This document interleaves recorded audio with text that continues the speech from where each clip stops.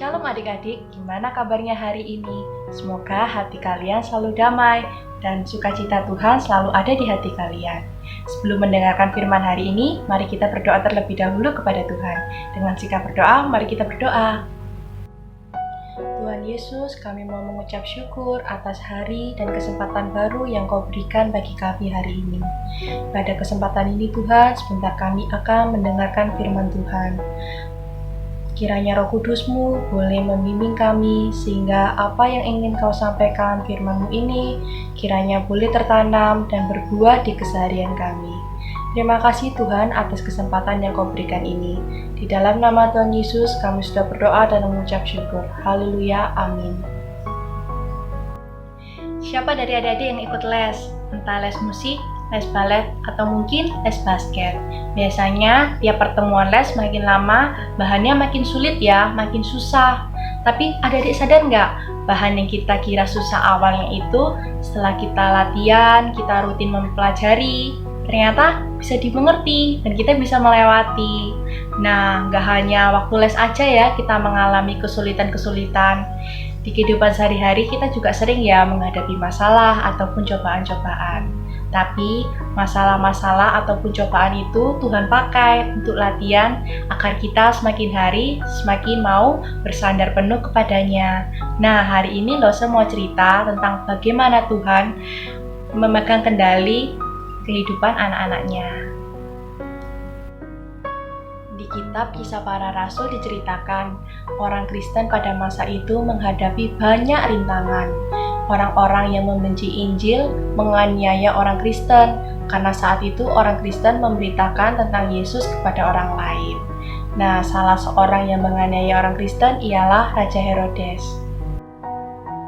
Pada masa pemerintahan Raja Herodes tahu bahwa orang Yahudi membenci pemerintahan Romawi, karena pada saat itu Yahudi merupakan bangsa yang dijajah oleh Romawi.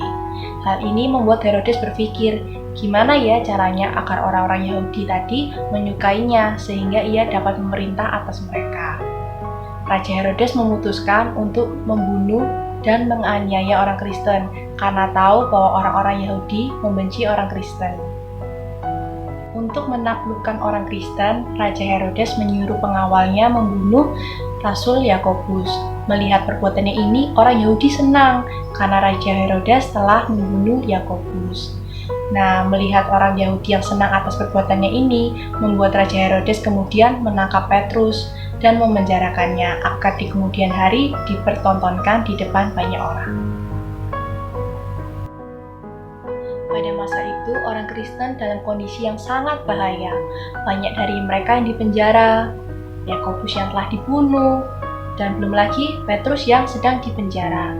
Bisa kita bayangkan ya bagaimana perasaan mereka saat itu, khawatir, takut, kalau suatu waktu mereka yang akan dipenjara atau mungkin dibunuh. Namun, orang Kristen pada saat itu memilih untuk tetap percaya dan berserah sepenuhnya kepada Tuhan.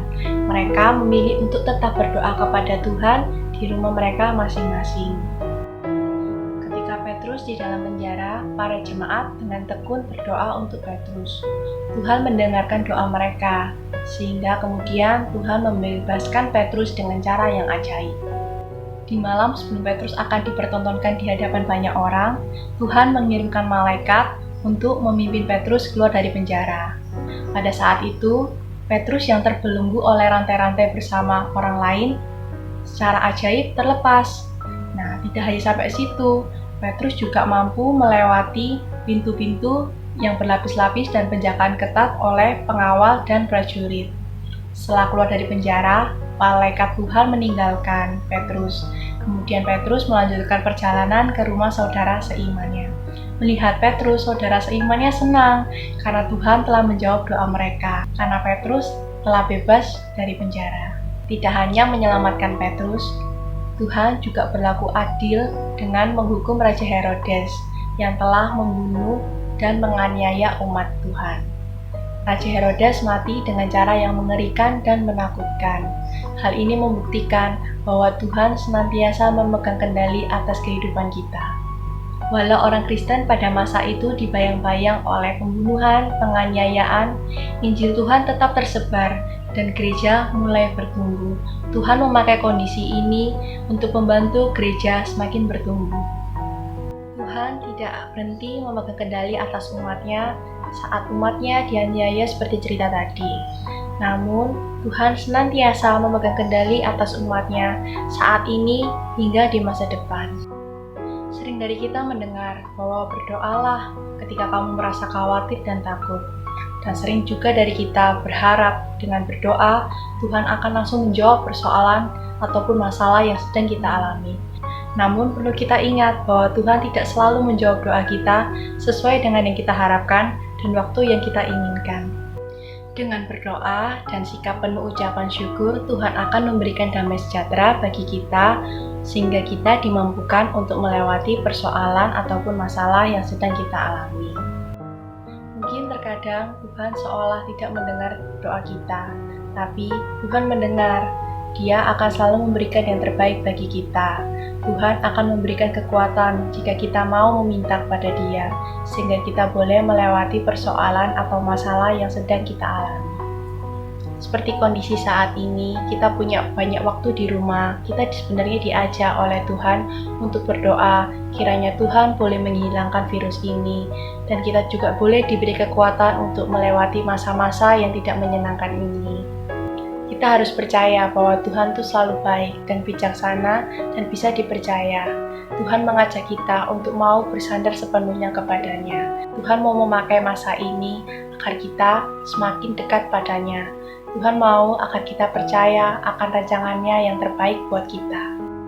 Nah, sampai di sini ya adik-adik firman hari ini. Sebelum menutup firman hari ini, mari kita berdoa kepada Tuhan. Dengan sikap yang baik, mari kita berdoa kepada Tuhan. Tuhan, ajar kami untuk senantiasa berdoa ketika kami memiliki masalah ataupun kekhawatiran dalam hidup kami. Ingatkan kami bahwa Engkau senantiasa memegang kendali atas kehidupan kami. Engkau yang selalu baik, Engkau yang senantiasa bisa kami andalkan, akan senantiasa menjaga kami. Di dalam nama Tuhan Yesus, kami sudah berdoa dan mengucap syukur. Haleluya, amin. Selamat hari Minggu, Tuhan Yesus memberkati.